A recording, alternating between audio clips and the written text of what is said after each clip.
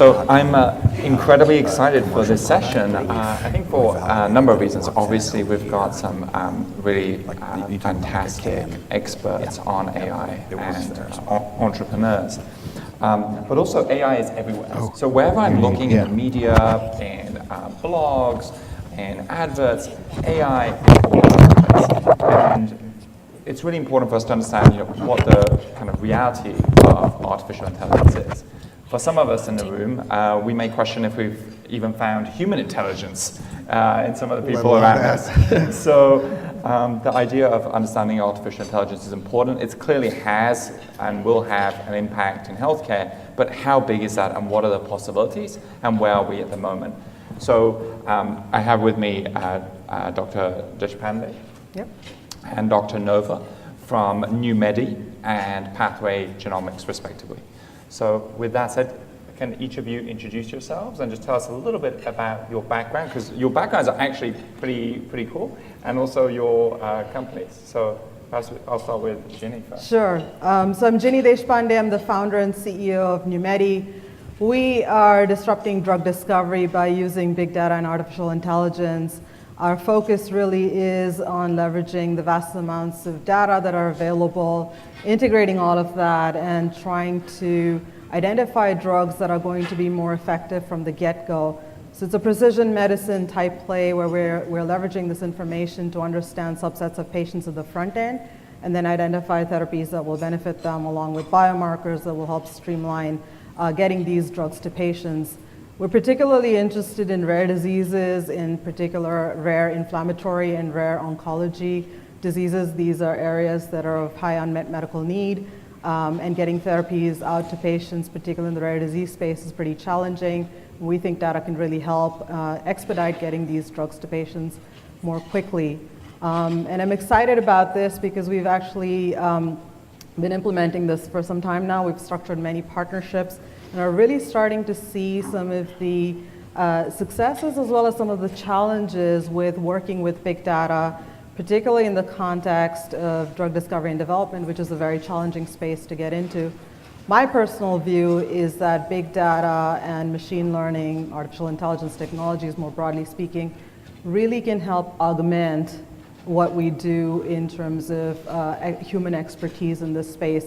I'm a big proponent that big data and AI is never going to replace human beings. I think we still need that, but what they can do is augment it. In fact, I heard a phrase that I decided to co-opt. Big data and AI can be like a wingman for helping scientists and clinicians get better at what they do. So it enables us to leverage all this information at our fingertips in a way that is unprecedented. By way of my own background, I'm not a data scientist by training. I'm actually a molecular biologist by training, and I've collaborated with a lot of computational and bioinformatics individuals and have learned enough to be dangerous. But I really enjoy the cross-fertilization of ideas and technologies from the biology perspective and the computational perspective. I think disruption really happens at the intersection of two different fields, and we're starting to see that particularly in the segment that we're in. So I'm excited to be representing those of us who are in the drug discovery and development realm today. Fantastic. Michael. That was good. Yeah, my name's Michael Nova. I'm the Chief Innovation Officer and co-founder of Pathway Genomics here in San Diego. My background's in computer science, and then I went to medical school and became a dermatologist and really hated being a dermatologist. A lot of people love derm. I didn't like it as a clinical practice, so ended up kind of going back into the company area and started a number of companies. Took one of them public. So I've got experience with kind of taking technology and trying to get it out. And if you take other people's money, they want you to get it out, right? They're not operating in charity. So Pathway Genomics, what we're doing is kind of a little bit diametrically opposite to what Jeannie's company is doing. We're on the consumer side. We're trying to get artificial intelligence down into the consumer. And we did an alliance with IBM about a year and a half ago. They took equity in us. They're one of their few equity partners. And the goal for our on that side of the company is to take genetic information and precision clinical information and then use artificial intelligence to grind through all that and then give you recommendations on a daily basis, and you won't even know about it. The whole idea is to make it completely unobtrusive. So, and the recommendations obviously would be on your handset or whatever device that you're interested in. So you might be walking down the street a couple years from now and you'll get a ping that says, you know, we know you're just about to go into diabetic shock because you didn't do X, Y, and Z, and you didn't do this and you didn't do that. There's a candy bar at the store right around the corner. You know, you might go in there and buy it, but if you feel really crappy, we can get you a doctor and get you a hospital, you know, close by or whatever. So it's kind of this healthcare buddy idea, this consumerized healthcare buddy idea. We've got a lot of interest in that. You know, even in the United States, outside the United States, working with the Carlos Slim Foundation and some other groups. They own America Mobile, which is a giant telephone company down in Latin America. So the goal for us is to get the technology really out and democratize healthcare.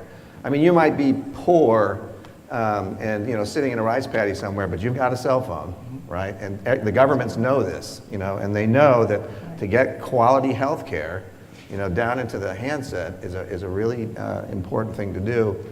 And we talked about this on our call, but Tim Cook got up in front of Apple, you know, a couple months ago and said this is the first time in history that the users trust their handset for medical information more than their doctors, right? Which is a kind of a profound statement in why, in how the users, consumers, think about healthcare. And we have a lot of expertise in that. We do genetic testing. It's, you know, consumers order our tests, doctors order our tests, so we have a kind of a really good understanding of what people really want. Right. I guess at the start I mentioned that, you know, AI seems to be put into every kind of media release, Yeah. every kind of, and from what both of you have said, Ginny, you kind of mentioned that kind of AI can be a wingman, and Michael, you mentioned it's a buddy. Buddy, yeah. So what is the kind of big overview of AI? Like where are we? What are the challenges that we're facing? Is it like some of the adverts that we kind of see, or the kind of media releases? And oftentimes AI seems to also be interchangeable with robotics for some reason. Every time, every different article on AI involves some kind of grim-looking robot or a robot in a white coat. So where are we? I'm happy to sort of answer it from my perspective. I think, you know, artificial intelligence, the state of the art today, at least in some aspects of our sector, is still very much dependent on human input. So for those of you who are not familiar with what artificial intelligence or machine learning means, it's basically a computer system that you train it with data and say, this is a good pattern, and you say, this is a bad pattern, and then let the system go and look at data that's never been looked at before and say, is it a good pattern or a bad pattern? Very simplistically, that's sort of what artificial intelligence and machine learning sort of technologies can do, and this is just one example. It's way more complex than I've sort of simplified it down to. But at the end of the day, you're still depending on training the system with a positive data set of a pattern of some sort. Whether it is IBM Watson trying to use artificial intelligence approaches to say, we can predict, you know, whether this patient has this type of cancer or that type of cancer better than a pathologist can. I think the challenges in this space really are finding good quality training data sets that we feel comfortable, you know, that is the truth.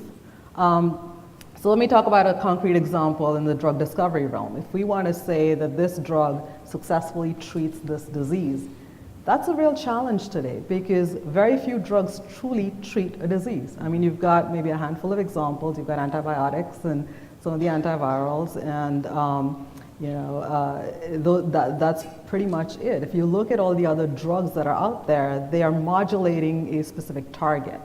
They're not treating a disease. So finding the truth to train a system is a real challenge.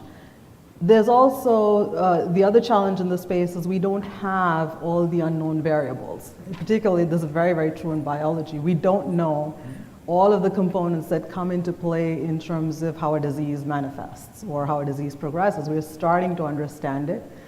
We have molecular information on a lot of diseases, but there's still a lot of unknowns. So this is not an engineering problem in and of itself. That being said, you can leverage AI to help find patterns faster, to identify connections faster, and at the end of the day, you still need a human expert to evaluate what's coming out of the computational technology to say, is this real? Should we advance this forward or not? And there's a risk that's still associated with advancing something that's coming out of a computational system. So there's some challenges, but I think that we're also at a time where we can start leveraging this because there is enormous amounts of data that's now being made available for us to actually start working with. So computational chemistry is one where you have a finite number of parameters you want to modulate, lots and lots and lots of data on different kinds of chemical structures. It's a perfect an application for deep learning where you need lots of data, maybe a few parameters that you want to modulate. So it's a very, very good fit there. Biology, you still don't know all the variables that are coming So into it it. sounds in some ways like instead of artificial intelligence, it's almost augmenting intelligence. That's the way we view it. I mean, it's a means to an end at the end of the day. It's a tool in our toolkit that we can use, and if you can make, we use it at NewMedi particularly to improve the predictability of our technology. We use it to connect drugs and diseases, and so if we use more data types, hopefully we can improve the predictability of what we're coming up with. So when we predict that a certain drug will modulate a certain disease, we have more confidence in that. But at the end of the day, we still have to test it. So that's where you see this approach that we're taking, a hybrid approach where you're using technology to speed up the discovery process, but you still go through the traditional testing to convince yourself that there's there. And more importantly, I mean, when you go down the drug development path, you're taking bets that are millions of dollars, and so you want to be comfortable, and you still have to check certain boxes to ensure that these will be successful. So it's helping you predict out. I guess I'm predicting from the pharmaceuticals, drug discovery, through to genomics. Mm-hmm. Yeah. Oh, go ahead. Yeah, so what's your take? What's the kind of real situation in terms of AI in the kind of genomics realm for you? Yeah, I think in general, and again, coming from my perspective, which is a little bit different than Jeannie's, I think that the technology, there's no question that there's nothing harder than basic biology. Yeah, please. And we don't know anything that's going on really when it comes down to a lot of different systems, right? But one thing artificial intelligence is really good at, or machine learning, whatever you want to call it, depending on what algorithm you're using, that's another problem. It's not just one master algorithm, for all this stuff. It's the stacked 30, 100, 1,000 different algorithms. One algorithm does one thing well, another one does something else well, and then they kind of all stack them up together, and then you get some sort of output, right? One thing machine learning is good at is taking a lot of different types of siloed data that don't talk to each other and don't understand each other, and then making an inference across all those silos. And it can be thousands of them. You can't overload a really good learner with data. And as Jeannie said, though, the problem in healthcare, though, is getting high quality healthcare data. You're talking about millions and millions of people and their clinical trial records and their EHR and their lab tests and all that kind of stuff. It's one of the reasons we went into Latin America, because they have a very large type 2 diabetes problem down in Latin America. And the government has been collecting really high quality diabetic information for 25 years, right? And so they have millions and millions of people that have all this data, and it's kind of just sitting there waiting to kind of be analyzed. I think on the AI side and machine learning side, and then there's deep learning, and there's all these kind of subsets of it, I think it's coming along a little bit faster than people realize. I make this joke when I give talks, that the Terminator's already here. It's that Google car that's going around, and it's like it's been for 2 million miles. All you got to do is weaponize it, and we're in a lot of trouble. It's going to start taking out pedestrians. So that's probably a really good. That's probably state of the art in terms of robotics. In terms of kind of.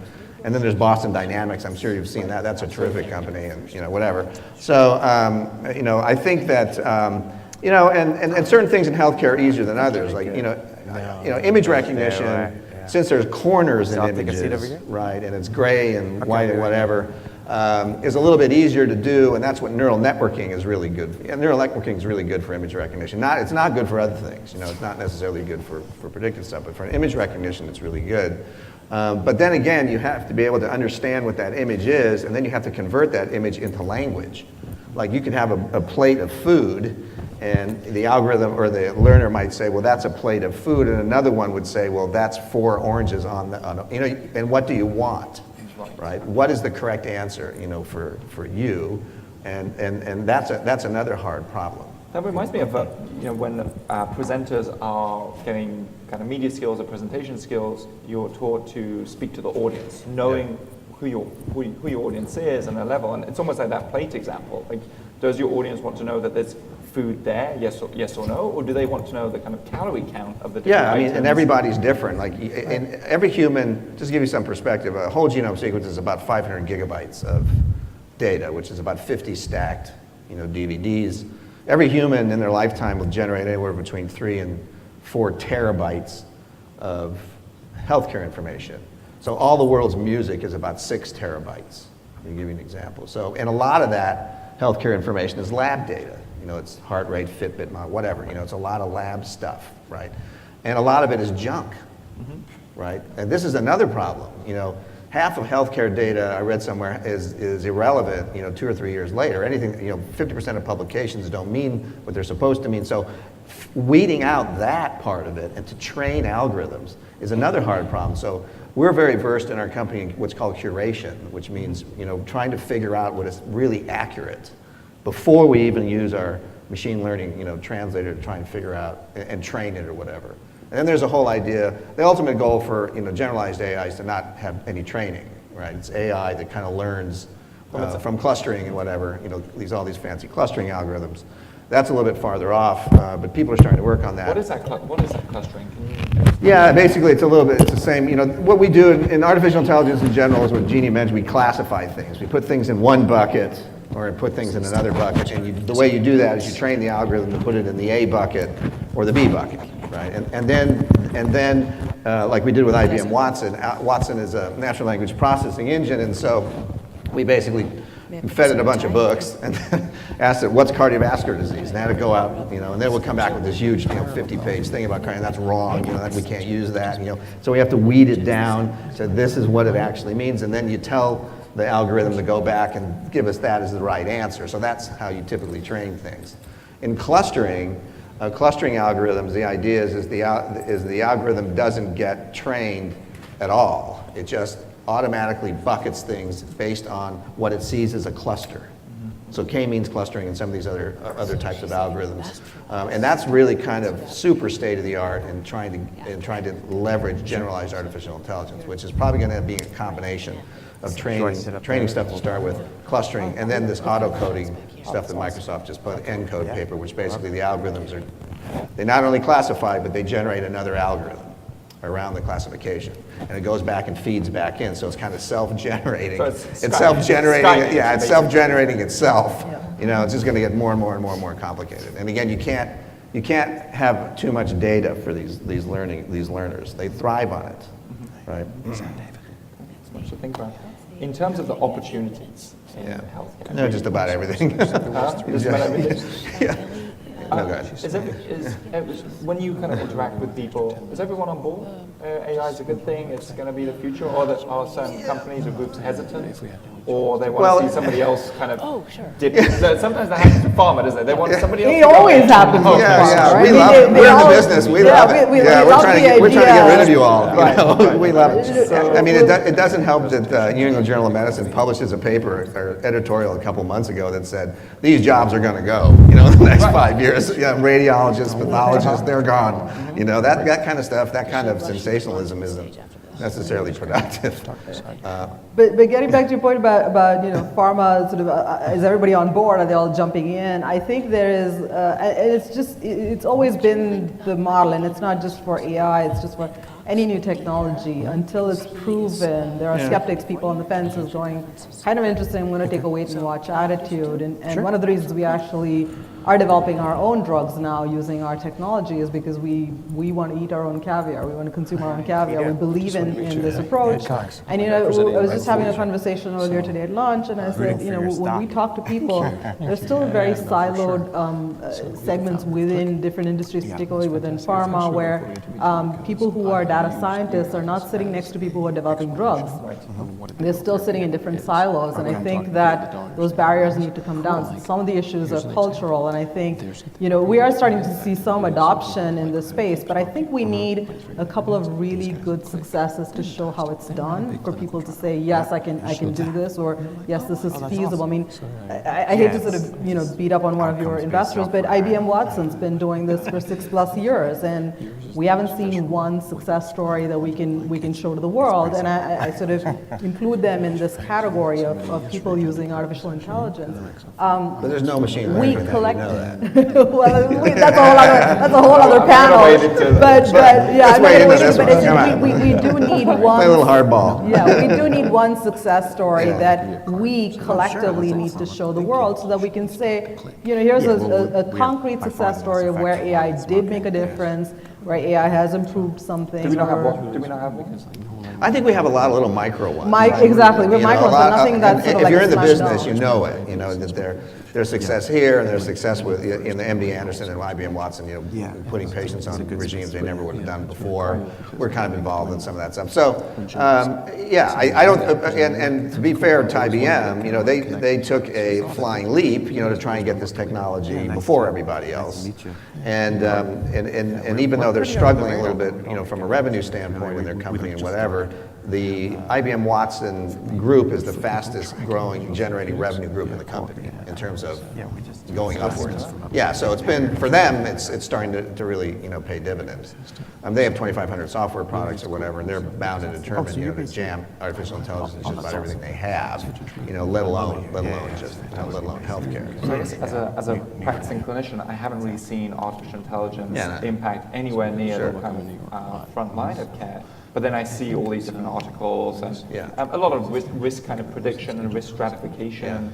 I think Jeannie's right. I think in the pharma industry, they tend to be risk averse anyway because they've got the FDA and they got a lot of stuff that they have to kind of deal with. But we found out that we've been approached by a lot of different pharmaceutical companies about using our platform or using some sort of artificial intelligence in what they're doing, and a lot of it is fear. Because Google and Facebook and Microsoft, they're going headlong into artificial intelligence for healthcare, and they're sopping up all the talents. It's very difficult to get people out of the really hot universities like MIT and Berkeley. It's impossible for us almost to get those people down here because they're gonna sop up all those guys, and they know they can win in the pharmaceutical business if they apply this technology, and that's what they're going to do. I wouldn't be surprised. I wouldn't be surprised if Google ends up being a partial, pharmaceutical company 10 years from now. Because it'll have a lot of horsepower. Pharma's going to be disruptive. The tech companies. Absolutely. Absolutely. They're not stupid, these people. I was at the Light Forum, which is trying to be like the Davos for healthcare, the very first session that they had very recently, and Jeff Kindler, who's ex-CEO of Pfizer, and some of the other people who were on a panel basically said pharmaceutical companies are going to become technology companies. They have no choice but to adopt technology and embrace it. And if you look at the healthcare ecosystem, what we as an industry are contending with, there is enormous pressure from payers now, where we're shifting from a volume-based pricing to value-based pricing. Show me your drug makes a difference in this patient's life before I will pay for it. And that needle is getting shifted, as we speak. It is actually being implemented. We're seeing pharma companies adapt to that. That is why I think where companies that have real-world evidence, that are utilizing real-world evidence, pharma sort of starting at the tail end of the process. If you look at the drug discovery development process, they're using it once they've actually got a drug on the market and saying, can I find evidence that this drug is actually benefiting patients? I can use that information to convince the payers to pay for it. I think that model needs to be flipped, and we need to take all the information we have about drugs that are already being used in patients and put it in the discovery end so that when you develop a drug, you know it's going to work. And that's one where I think combining data and artificial intelligence technologies can really help do this at scale, do this in a way that we will end up with effective drugs. But I think pharmaceutical companies, either they are going to become technology companies or they're going to fully embrace technology. They're not going to have a choice but So it sounds like both of you are saying that for tech companies to get involved in healthcare, or for pharma companies to become more successful, they're going to have to kind of hybridize. They have pharma companies kind of bring on tech, and tech companies are going to have to Are you worried about being public? really Absolutely, exploit. absolutely. Yeah, I mean, there's nothing harder than That's interesting. healthcare. I would love mean, to when know it's about the biggest that. area with I mean, data. some people it's debate like- that, right? Yeah, and people are impatient, you know, I've got a problem, I need to get it solved, or I've got this disease and I want results. I want, results really quickly. It is. But it's also economically Yeah. driven. I So mean, are you going on a year and a half ago, we couldn't even get insurance companies to look at us. They weren't interested in So genetics. 18 months ago, they were just not. They were just not interested whatsoever. It's totally flipped in the other direction. What's driven that change? Well, that's a really good question. I think, I was dragged out. We talked about this long, but I was dragged out. I gave a talk at the insurance company in New York. Finance thing. Has Snoopy for their, in a big you know way. what it is. I can't really say who it is, but it's got that little dog as its, but anyway, and so I'm sitting in a room of, with a bunch of actuaries. You know what an actuary is? An actuary counts things. So I'm giving a talk around genetics and artificial intelligence to a bunch of actuaries. I mean, it's almost surreal, right? Right? But why would they do that, right? Well, the point is right before I gave my talk, a guy got up there and he put a chart up there and showed that overall mortality, no matter obesity goes up and whatever, overall mortality goes down in the U.S. about 2 to 3% a year, right? So lifespan goes up accordingly, 2 to 3% a year. Within the next decade, about 10 years, they've predicted, just by data that we already have now, they've predicted that there's a flipping point where it now goes up 3%, 4%. Overall lifespan goes up because all the anti-aging stuff comes into play. Regenerative medicine, CRISPR, all this other fancy stuff. Even if we don't have any other breakthroughs. So a decade from now, all that stuff comes in, people start living longer. They're going to pay into insurance policies longer. Right. People are going to start living, and so they figured out there's an ROI if we keep them alive and not getting diabetes and not getting all these chronic diseases. That's finally turns, so prevention is kind of a good thing. Right. And so how do we do prevention? Well, hopefully, I don't think you can do it really with all these different types of data on a precision medicine side. I don't think you can do it without artificial intelligence. I don't think you can. I don't think it's possible. Well, let me ask you this. In the next 18 months, are we going to see any kind of interesting moves in terms of AI? Any interesting developments? It's a bit hard to predict, but next 6, 12, 18 months, anything that you're kind of confident on or excited In healthcare about? or just in general? Well, I think in healthcare, are we going to see anything? Yeah, I think you're going to see radiology buddies. I think you're going to see consumer buddies. It's all chatbot driven and all this. I think within 18 months, or maybe 2 years, you'll have, healthcare. You won't be able to determine if it's a human or not, talking back to you. Like a chat. Yeah, that and for healthcare, that can be really useful. I think there's going to be major, probably things pulled out for drug discovery. I think there's a bunch. I think it's all going forward in every little discipline you can think in healthcare. There's a push to use it. Yeah. So you're going to see a lot of different things happen.